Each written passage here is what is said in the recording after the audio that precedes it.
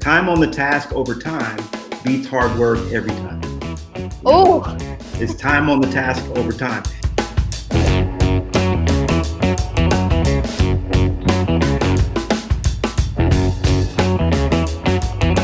today we have an awesome guest.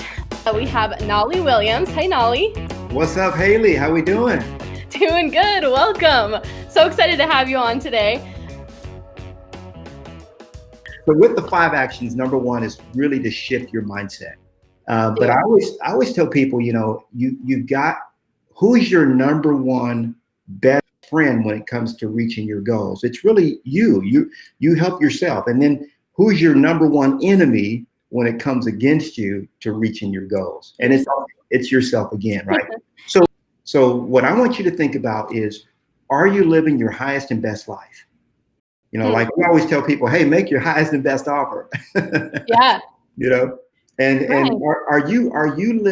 do you have the highest and best offer? Are you making the highest and best choices? Are you living the highest and best life that you possibly could live? And if the answer is maybe not, or maybe the answer is no, then that means that you have an opportunity to reprogram. See, it really is true. We've got to reprogram and change the way we think. And the cool thing is we can do it, and it's not hard.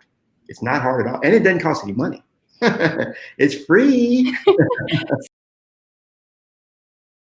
Number 2, focus on listings. Okay, write that down. Focus on listings. And it should be something that you wouldn't even have to need to say. But honestly, so many agents, they're like, oh, I'm gonna focus on buyers first, and when I've done enough buyers, then I'll do listings. See, I came right out of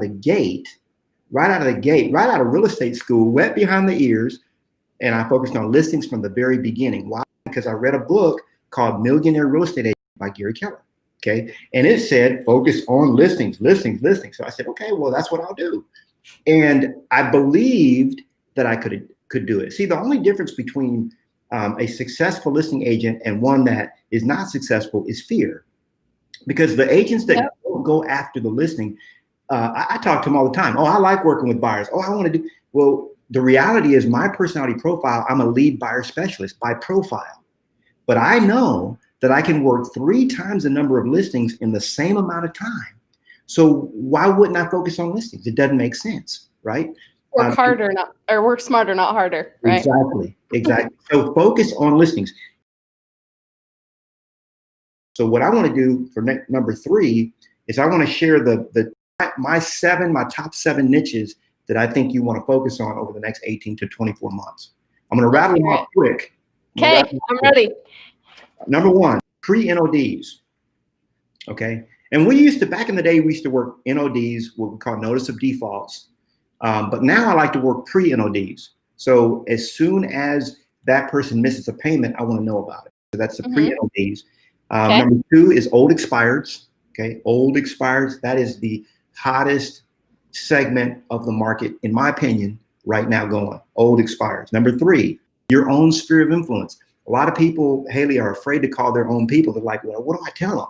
It's like, just call them and ask them how they're doing. Hey, how are you doing? The listing that I took yesterday from the gal whose daughter helped me get in the business, Josie, my wife, just picked up the phone and said, hey, Martha, how are you doing? You doing okay? She's 85 years old. Are you? Well, I tell you what, I need to sell my house. Oh, you do? Well, we can help with that. Number 4 is probate. Probate, great niche.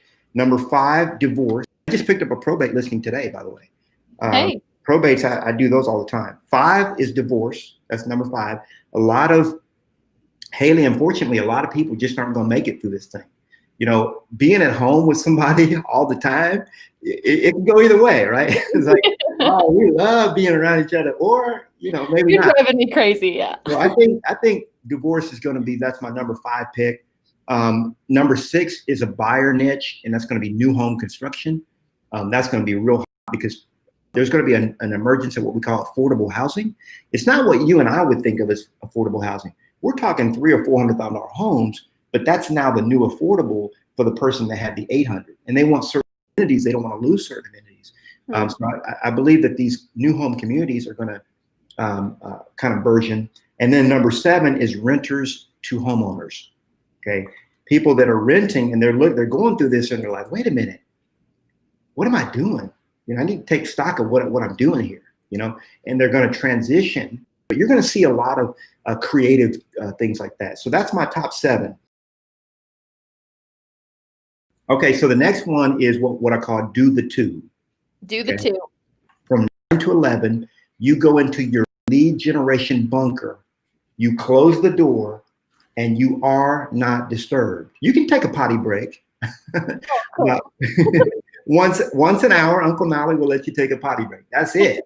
But you take everything in there with you. Whether if you have a smoothie, like I got a smoothie right here, you see that? We're about to go down on this bad boy here in a little bit. There you go. And then I got some coconut water right here, and then I got another little bottle of water over there. Snacks, you got coffee, whatever you want. Take it into your lead generation bunker, because your subconscious mind will always find a reason for you to get up and go do something else. Hey, did you check on that? Did you pay that bill? Is that such and such? No. Now, when you're doing the 2, you're only permitted to do 3 activities. Okay. People ask me this all the time, so write it down. Very important. You can generate new seller prospects. Okay. Now, remember, I teach listings. You can modify this for buyers if you want to focus on buyers. But number 1, generate new seller prospects. Number 2, follow up with existing seller prospects. And number 3, develop and implement marketing plans. That's it. Okay. And the third one, where you're developing and implementing marketing plans, that should only be about 15% of your time. The time is either going to be generating new leads or following up with existing leads. You want to get yourself and your family out of feast or famine, start doing the 2 every single day. From 9 to 11, do purpose-driven lead generation activities and never take your foot off the lead generation pedal. And so number 5, the last one, is the teachability index. Okay, and what I would say is upgrade your teachability index. Number 5, upgrade your teachability index. So what I want you to do is write down what is my willingness to learn. Okay. What is my willingness to learn? Of like 1 to 10, or? Yeah, on a scale of 1 to 10. Okay. So 1 means I'm not going to do anything you say. Haley, I don't care what you say, I'm not going to do it. Okay. And 10 is like, oh, I need to move to Miami. I'll get my ticket, and I'll have my house packed up in a month. Okay. That's commitment. On a scale of 1 to 10, what's your willingness to learn? Okay. So now, what's your willingness to accept change? That's the second one. Willingness to accept change. So think about this for a minute. A scale of 1 means I'm not changing anything, and 10 means I'll change anything you ask me to do immediately, like right now, right today. I'll change it. You know, what is your willingness to accept change? And I test agents with this all the time, and they're like, oh, you want me to do that? No, I can't do that. So this is what we call your teachability index. So let's say, for example, somebody is an 8 willingness to learn and an 8 willingness to accept change. Okay. So what you do is you do 8 times 8. That person is 64% teachable. Not bad, not terrible, but 64% teachable. Now, if a person is a 10 and a 10, they are 100% teachable. And what people have to understand is, so the goal is always to get yourself to a 10 and a 10. Okay. Right. Because if you're a 5 and a 5, you know you're only 25% teachable. Ooh. Even if you're a 9 and a 9, you're only 81% teachable. Okay. And because people come to me all the time, they're like, man, Knolly, you've done all this stuff. You write books, you speak on stage, you're on YouTube, you're over here, you do that. You coach agents, you've got products, I want to learn how to do all that. Well, if you want me to be your mentor and you're going to be the apprentice, you have to have a high, your teachability index has to be very high in order for me to invest that kind of a time. But your teachability index has to be as high as you can get it in order for you to become teachable and in order for you to improve and have the kind of life that you say you want. So that's number 5, is work on upgrading your teachability index.